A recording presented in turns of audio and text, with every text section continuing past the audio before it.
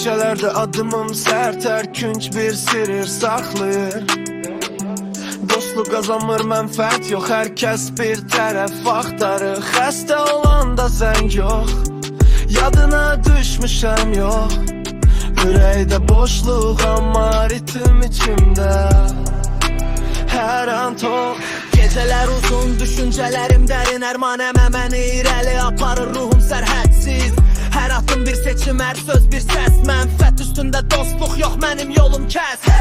Mən tək, niyə tək? İnsanlara bir dəfə yaxşılıq et, faydalansınlar.